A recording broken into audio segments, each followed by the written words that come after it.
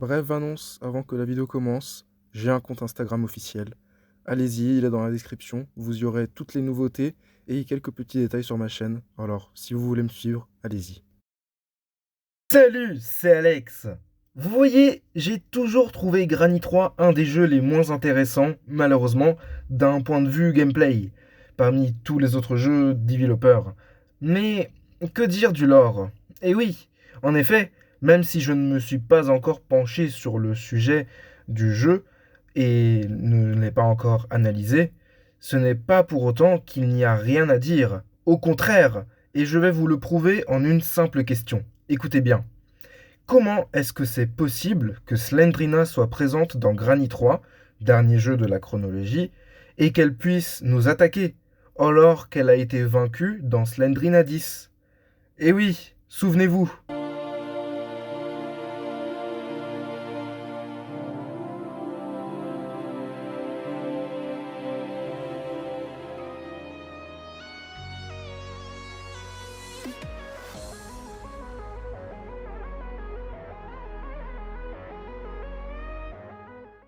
Remettons un peu les choses au clair. Premièrement, je vous précise que les 10 jeux Slendrina se passent avant Granny. Chaque événement qui se passe dans ces jeux a donc eu lieu avant Granny 1, 2 et 3.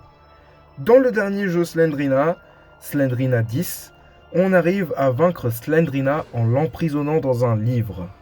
Ce fameux livre, on le retrouve dans Granny 1. Maintenant, on peut commencer à relier un peu les indices et trouver notre première piste. C'est parti.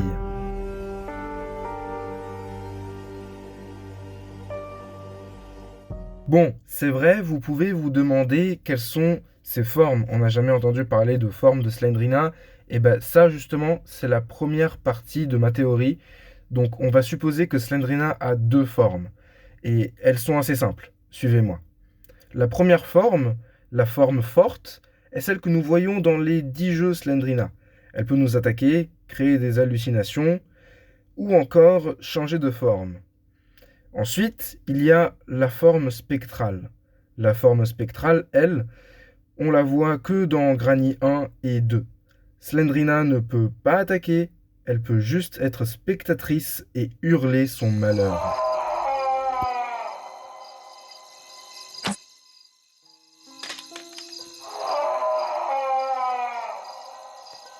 Dans cette forme, elle est plus l'ombre d'elle-même qu'autre chose. Et mes chers spectateurs, on peut relier ces deux formes au fameux livre de Slendrina.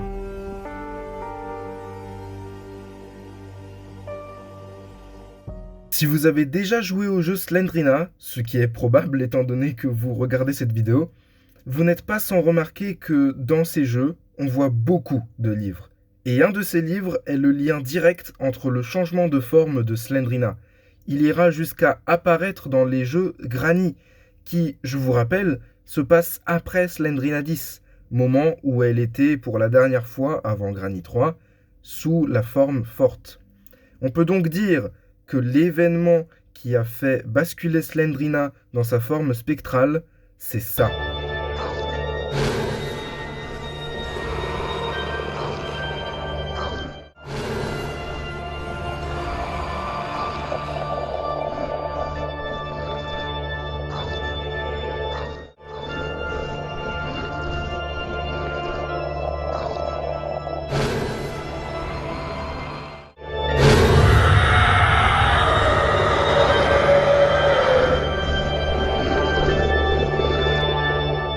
Et à partir de ce moment, le vrai pouvoir maléfique de Slendrina a été piégé dans ce livre.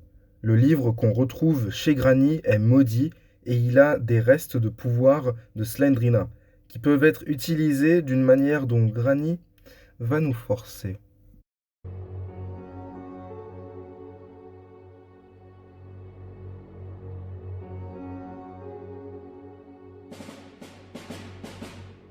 Et ça explique une chose, ça.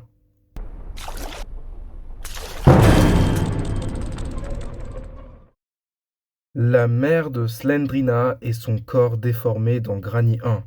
Justement, ici, tout est clair.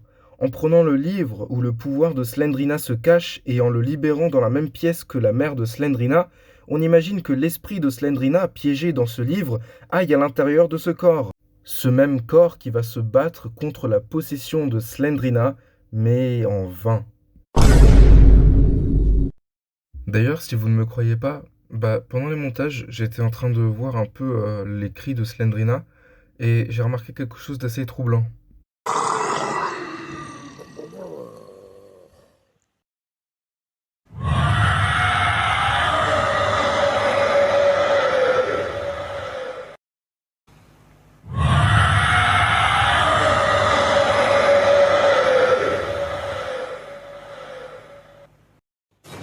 D'ailleurs, si vous avez du mal à croire ce que je dis, j'ai fait des recherches de mon côté, la source est en description, mais en fait, l'araignée, j'ai vu que ça symbolise la transformation et la possession. Donc, dans Granny 1, Slendrina est bien présente et attaque, mais avec le corps possédé et corrompu de sa mère. D'ailleurs, je vous ferai remarquer que on est obligé de faire ce rituel pour avancer dans le jeu Granny 1, et ce depuis la mise à jour 1.7.9.4, où l'araignée a été ajoutée. Developer a fait exprès, c'était nécessaire pour justifier la présence de Slendrina dans Granny 3. En fait, à chaque partie, on va devoir le faire, ce qui implique que ça fait partie du lore.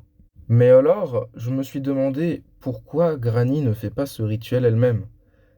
En fait, ma théorie, c'est que elle ne peut pas et que ce rituel doit être fait par un être vivant, donc un humain, le joueur.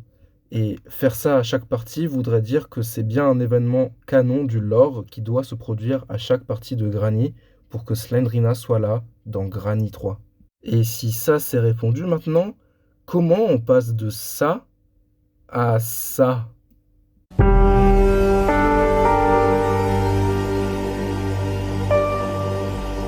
Ah, Nosferatu, notre cher comte Orlok, le mari de Slendrina. Ce personnage mystérieux est très important. Déjà, on peut dire qu'après Slendrina 10, il est toujours en vie. Eh oui, on ne le voit même pas mourir à la fin de ce jeu.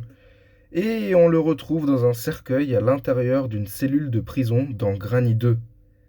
Bon, c'est simple, il a été en contact avec Granny. Ou plutôt, Granny a été en contact avec lui. Et oui, Nosferatu a des connaissances en ce qui est démoniaque, comme nous l'avons vu dans ma dernière vidéo, que je vous conseille d'ailleurs. Oui, allez-y, je vous attends.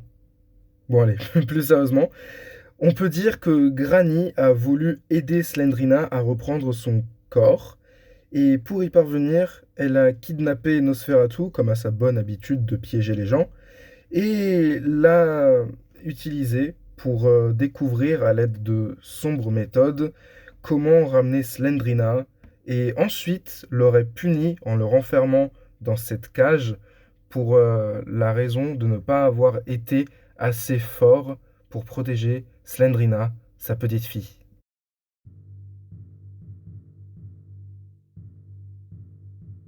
Après les événements de Slendrina 10, Slendrina est vaincue et piégée dans un livre.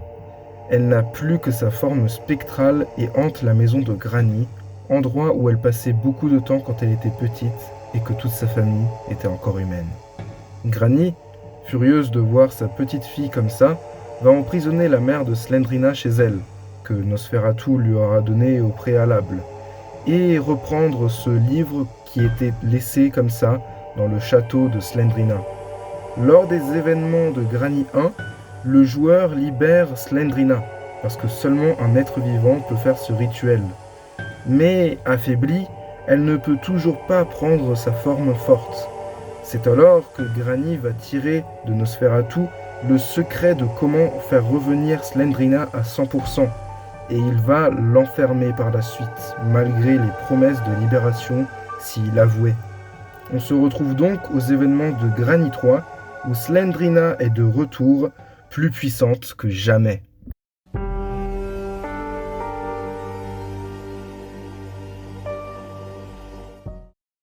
Et selon vous, pourquoi est-ce que dans Granny 3, Slendrina aide le joueur en lui donnant une clé quand celui-ci lui donne son ourson Teddy?